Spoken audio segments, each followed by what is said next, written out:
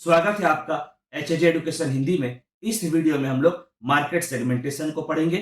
Market segmentation के अलग अलग टाइप्स, अलग अलग मेथड्स को जानेंगे और साथ ही साथ मार्केट सेगमेंटेशन के अलग अलग ऑब्जेक्टिव्स को समझेंगे। आज के कॉम्पिटिटिव सिचुएशन में कंपनी को अपना मार्केट और कस्टमर्स को समझना बहुत जरूरी होता है और कंपनी को कस्टमर्स के नीड्स, प्रेफरेंसेस और बिहेवियर को भी समझना होता है ताकि कंपनी अपने मार्केट शेयर को बढ़ा सके और ज्यादा प्रॉफिट कमा सके। मार्केट सेगमेंटेशन के माध्यम से कंपनी अपने कस्टमर्स को और मार्केट को अच्छे से समझ पाती है और अलग अलग टाइप का कस्टमर्स का सेगमेंट बनाकर उसी अनुसार प्रोडक्ट्स और मार्केटिंग स्ट्रेटजी को प्रॉपरली डेवलप कर पाती है। आगे कंपनी जितने अच्छे से अपने कस्टमर्स को समझती है उसके लिए मार्केट में खुद को एस्टेब्लिश करना उतना आसान हो जाता है। कंपनी के लिए मार्केट में अपना जगह बनाना उतना आसान हो जाएगा।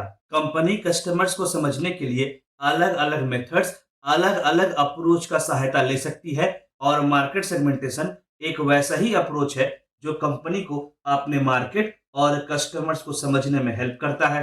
मार्केट सेगमेंटेशन एक ऐसा अप्रोच है जिसमें कंपनी अपने कस्टमर्स या मार्केट को age, gender, educational qualification, income level, location, consumer behaviour आदि के आधार पर अलग अलग कैटेगरी में डिवाइड करती है, अलग अलग सेगमेंट में बांटती है ताकि वे अपने कस्टमर्स को, मार्केट को बेहतर तरह से समझ सके। असल में मार्केट सेगमेंटेशन में कस्टमर को अलग अलग क्राइटेरिया के आधार पर ग्रुप या सेगमेंट किया जाता है, या ऐसे कहें तो मार्केट सेगमेंटेशन में टारगेट मार्केट को छोटे छोटे ग्रुप्स में डिवाइड किया जाता है ताकि कंपनी अपने टारगेट कस्टमर्स और टारगेट मार्केट के हिसाब से प्रोडक्ट्स को डेवलप कर सके और अलग अलग सेगमेंट के लिए अलग अलग मार्केटिंग स्ट्रेटजी बना सके, इंप्लीमेंट कर सके, क्योंकि सभी प्रकार के कस्टमर्स के लिए एक ही प्रकार का मार्केटिंग स्ट्रेटजी सही से काम नहीं करता है। कंपनी कुछ ऑब्जेक्टिव्स को ध्यान में रखकर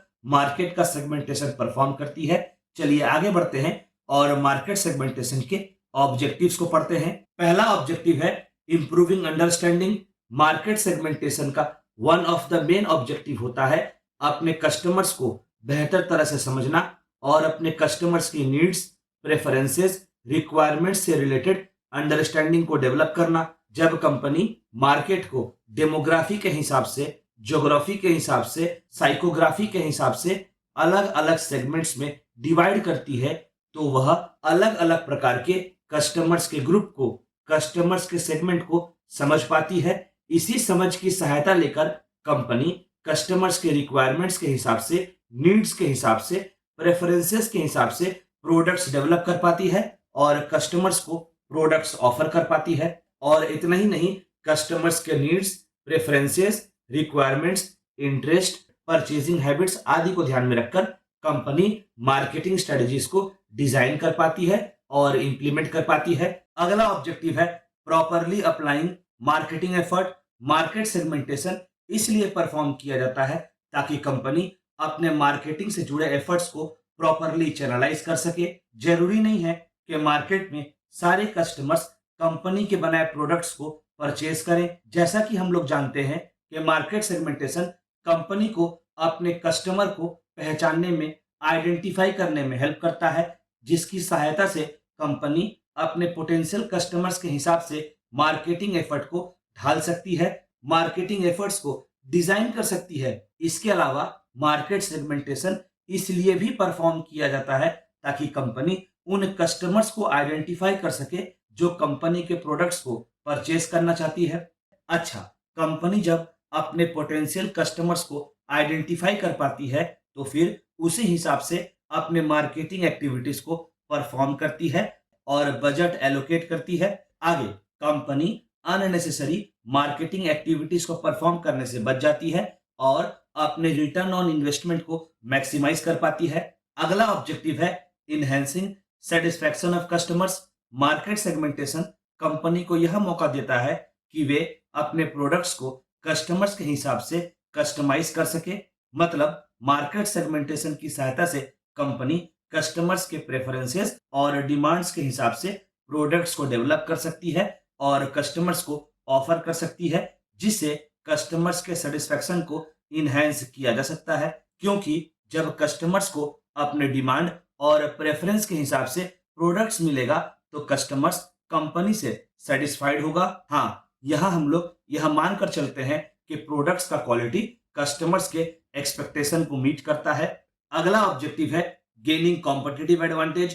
कंपनी मार्केट सेगमेंटेशन के प्रोसेस को इसलिए परफॉर्म करती है ताकि वह कॉम्पिटिटिव एडवांटेज गेन कर सके। कंपनी अपने स्पेसिफिक कस्टमर सेगमेंट को ध्यान में रखकर प्रोडक्ट्स को, मार्केटिंग स्ट्रेटजीज को डेवलप करती है, इनोवेशन करती है, जिससे कंपनी का बिजनेस ग्रो करता है और कंपनी को कॉम्पिटिटिव एडवांटेज गेन करने में हेल्प होता है। जब अच्छे से मार्केट सेगमेंटेशन को परफॉर्म किया जाता है तब कंपनी अपने कॉम्पिटिटर्स की तुलना में अपना अलग इमेज बना पाती है। अगला ऑब्जेक्टिव है proper utilisation of resources. Market segmentation की सहायता से कंपनी अपने टारगेट कस्टमर्स पर फोकस कर पाती है और अपना सारा रिसोर्स को टारगेट कस्टमर्स की नीड्स, रिक्वायरमेंट्स को सेटिस्फाई करने में उपयोग में लाती है। अपने टारगेट कस्टमर्स के हिसाब से मार्केटिंग से जुड़े एफर्ट्स को चैनलाइज करती है। इन सब की वजह से कंपनी के रिसोर्सेज का प्रॉपर यूटिलाइजेशन हो पाता है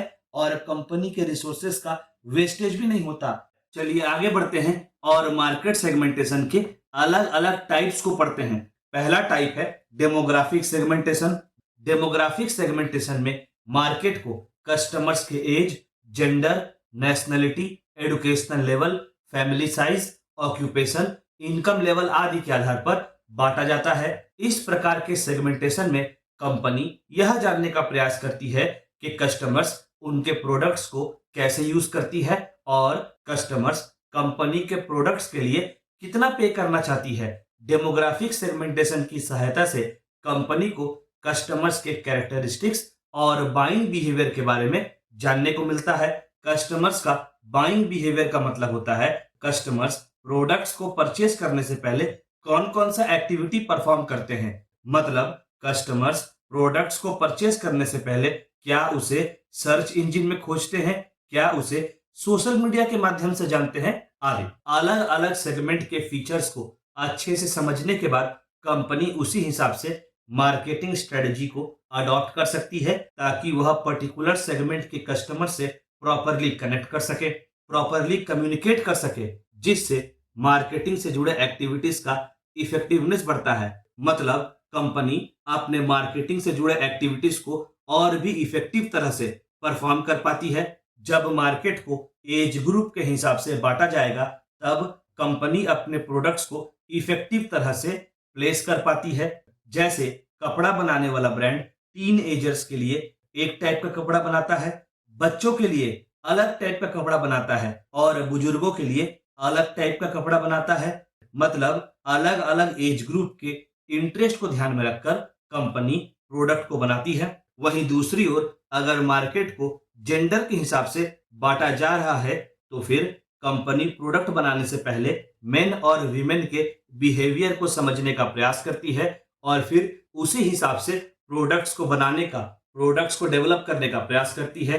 इतना ही नहीं, अगर प्रोडक्ट मेन का है तो फिर उस प्रोडक्ट का मार्केटिंग कैंपेन भी उसी हिसाब से डिजाइन किया जाता है और परफॉर्म किया जाता है। वहीं दूसरी ओर अगर प्रोडक्ट फीमेल के लिए बनाया जा रहा है तो फिर उसी हिसाब से मार्केटिंग कैंपेन को डिजाइन और परफॉर्म किया जाता है। आगे अगर कंपनी मार्केट को इनकम लेवल के हिसाब से बांटती है तो फिर कंपनी के लिए प्रोडक्ट का प्राइस को तय करना आसान हो जाता है। दूसरी तरह से कहा जाए, जब मार्केट को इनकम लेवल के हिसाब से बांटा जाता है तो कंपनी का प्रोडक्ट का प्राइसिंग से जुड़ा फंक्शन को परफॉर्म करना आसान हो जाता है। कंपनी कस्टमर्स को वही प्रोडक्ट्स ऑफर करती है जिसे कस्टमर्स आसानी से परचेज कर सकता है, आसानी से खरीद सकता है। मतलब कंपनी कस्टमर्स के इनकम लेवल के हिसाब से कस्टमर्स को प्रोडक्ट्स ऑफर करती है। जैसे luxury brand high income customers को ध्यान में रखकर प्रोडक्ट्स बनाती हैं और उन्हीं को प्रोडक्ट्स ऑफर करती है। वहीं बजट कॉन्शियस कस्टमर्स के लिए कंपनी अपने प्रोडक्ट्स में डिस्काउंट्स, ऑफर्स लेकर आती है। वहीं दूसरी ओर मार्केट को जियोग्राफी के हिसाब से डिवाइड करके कंपनी अपने प्रोडक्ट्स को local culture, climate, customer behaviour, regional preferences के हिसाब से डेवलप कर सकती है। क्योंकि अलग अलग रीजन में अलग अलग प्रोडक्ट चलता है। अगला है जियोग्राफिक सेगमेंटेशन।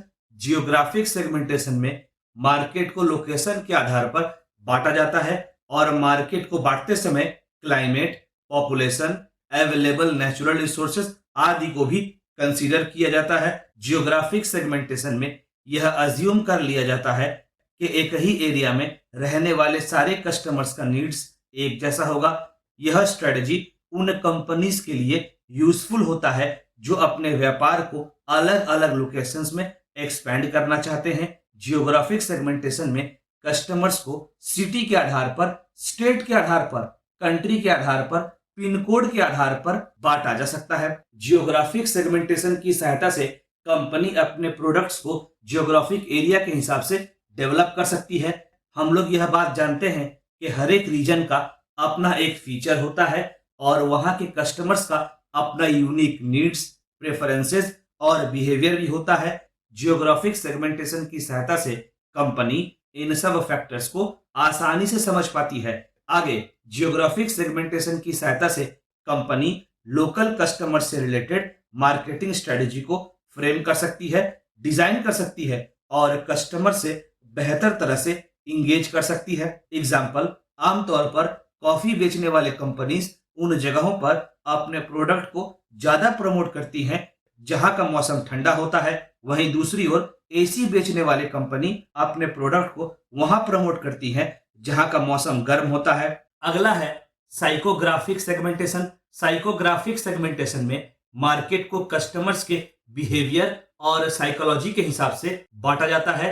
इस प्रकार के सेगमेंटेशन में कस्टमर्स के lifestyle, personality, opinion, interest, value, motivation, attitude आदि का ध्यान रखा जाता है। इन कैरेक्टरिस्टिक्स पर ध्यान देकर कंपनी अपने कस्टमर्स के बारे में कॉम्प्रिहेंसिव अंडरस्टैंडिंग को डेवलप करती है।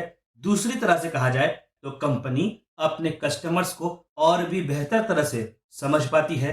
एग्जाम्पल, कुछ क्लोथिंग ब्रांड्स केवल स्पोर्ट्स खेलने वाले लोगों के लिए, एथलीट के लिए कपड़े बनाती है। अगला है बिहेवियरल सेगमेंटेशन। बिहेवियरल सेगमेंटेशन में कंपनी मार्केट को कंज्यूमर्स के रिएक्शन, डिसीजन मेकिंग प्रोसेस और परचेजिंग प्रोसेस के आधार पर मार्केट को बांटती है। इस अप्रोच में कंपनी यह नोटिस करती है कि कस्टमर्स ने पहले मार्केट में कौन सा प्रोडक्ट खरीदा था। बिहेवियरल सेगमेंटेशन में कस्टमर का परचेजिंग हैबिट, मतलब कस्टमर्स कौन कौन सा प्रोडक्ट परचेज कर रहा है। प्रोडक्ट यूजेज, मतलब कस्टमर्स प्रोडक्ट को कैसे यूज कर रहा है। मार्केट में आ रहा बदलाव पर कस्टमर्स का क्या रिएक्शन है, इन सब पर फोकस किया जाता है।